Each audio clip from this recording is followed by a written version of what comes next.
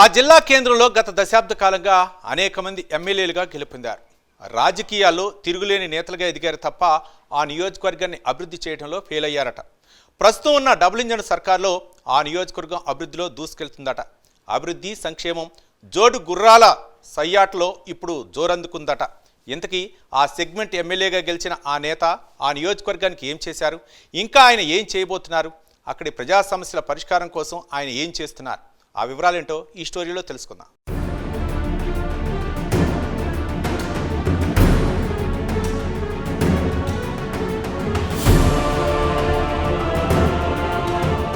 ప్రకాశం జిల్లా అనగానే వెనుకబాటుకు గురి అయిన జిల్లాగా గుర్తింపు పొందింది. ఆ జిల్లా కేంద్రమైన ఒంగోలు అంటే గతంలో నేరాలకు నేరస్తులకు అడ్డాగా ఉండేది. అభివృద్ధికి ఆమడ దూరంలో ఉండేది. పేరుకేమో జిల్లా కేంద్రం, కానీ 2014 వరకు ఒంగోలు అనేది టౌన్ అనే దానికన్నా పెద్ద పల్లెటూరు అని మాత్రం చెప్పొచ్చు. కానీ 2014లో అద్భుతం జరిగింది. కాంగ్రెస్ చేసిన అడ్డగోలు విభజన వ్యతిరేకించిన పవన్ కళ్యాణ్ జనసేన పార్టీని స్థాపించారు. ప్రజాక్షేత్రంలో తన బలం బలహీనత ఏంటో కూడా తెలియని పరిస్థితుల్లో అప్పటి అధికార కాంగ్రెస్ను వ్యతిరేకించిన బీజేపీకి మద్దతు పలికారు. 2014లో జరిగిన ఎన్నికల్లో ఏపీలో ఎన్డీఏ కూటమి తరపున జనసేన అధినేత పవన్ కళ్యాణ్ ప్రచారం చేశారు. దానిలో భాగంగానే ఒంగోలులో అప్పటి వరకు బాలినేని శ్రీనివాసరెడ్డి అడ్డాగా ఉన్న నియోజకవర్గం ఎమ్మెల్యేగా దామచర్ల జనార్దన్ విజయం సాధించారు.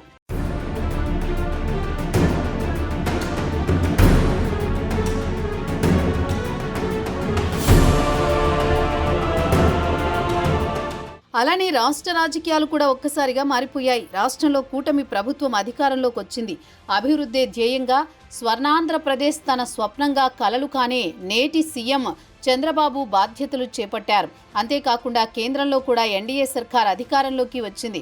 ప్రధానిగా నరేంద్ర మోదీ బాధ్యతలు చేపట్టారు. దీంతో ఆంధ్రప్రదేశ్ రాష్ట్రాన్ని అభివృద్ధి పదంలో నడిపించుటకు కేంద్ర రాష్ట్ర ప్రభుత్వాలు నడుం బిగించాయి.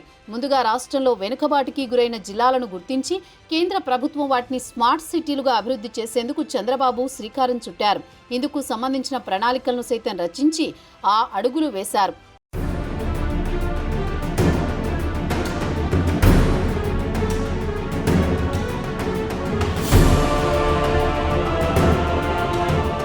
ఈ క్రమంలో వెనుకబడిన జిల్లాల జాబితాలో ప్రకాశం జిల్లా లేకపోవడం ఒకంత ఆశ్చర్యం కలిగించింది.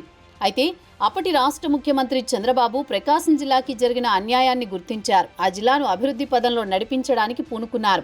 దీనిని అవకాశంగా తీసుకున్న అప్పటి ఒంగోలు ఎమ్మెల్యే దామచర్ల జనార్దన్ ఒంగోలు నియోజకవర్గ అభివృద్ధి కోసం 1000 కోట్ల నిధులు మంజూరు చేయించుకున్నారు. తన నియోజకవర్గాన్ని అభివృద్ధి చేసి ఒంగోలు రూపురేఖలనే మార్చారు. అనంతరం 2019లో ఎన్నికల సమయానికి అనేక కారణాల చేత ఎన్డీఏ కూటమి పార్టీలు విచ్ఛిన్నమయ్యాయి.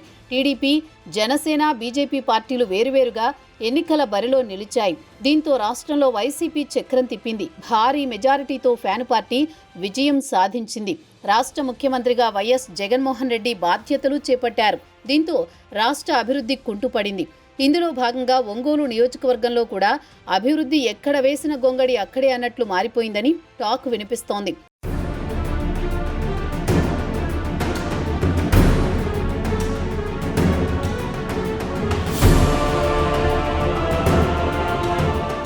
ఇదిలా ఉంటే 2024లో జనసేన అధినేత పవన్ కళ్యాణ్ చొరవతో బీజేపీ, టీడీపీ, జేఎస్పీలు కూటమిగా ఏర్పడ్డాయి. రాష్ట్రంలో ఎన్నడూ లేని విధంగా ఘన విజయం సాధించాయి. అలాగే ఒంగోలు రాజకీయాలలో పవన్ కళ్యాణ్ ప్రభావం స్పష్టంగా కనిపించిందని రాజకీయ విశ్లేషకులు చెబుతున్నారు. ఈ క్రమంలో దామచర్ల జనార్దన్ గతమెన్నడూ లేని విధంగా ఘన విజయం సాధించారని అంటున్నారు. అలాగే రాష్ట్ర ముఖ్యమంత్రిగా చంద్రబాబు బాధ్యతలు చేపట్టడం, కేంద్రంలో ముచ్చటగా 3వసారి బీజేపీనే అధికారంలోకి వచ్చింది. దీంతో గతంలో ప్రకాశం జిల్లాకి జరిగిన అన్యాయాన్ని కేంద్రం దృష్టికి తీసుకువెళ్లి జిల్లా అభివృద్ధికి కృషి చేస్తున్నారు.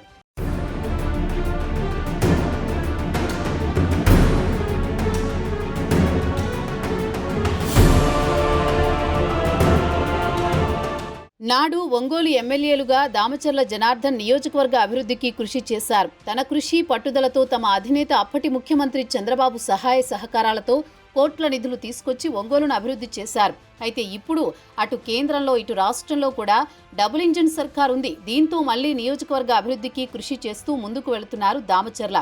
మరోవైపు ప్రజా సమస్యల పరిష్కారం కోసం కృషి చేస్తున్నారు. నిత్యం ప్రజల్లో ఉండేందుకు వారి కోసం వినూత్నమైన కార్యక్రమాలు నిర్వహిస్తున్నారు. తనని కలవలేని ప్రజల కోసం ఒంగోలు టౌన్లో ప్రధాన కూడలిలో ప్రజా ఫిర్యాదుల స్వీకారం కోసం బాక్సులు ఏర్పాటు చేశారు. ఇదిలా ఉంటే గత కొంతకాలంగా మాజీ మంత్రి బాలినేని శ్రీనివాసరెడ్డి, ఎమ్మెల్యే దామచర్ల జనార్దన్ల మధ్య మాటల యుద్ధం సాగుతోంది.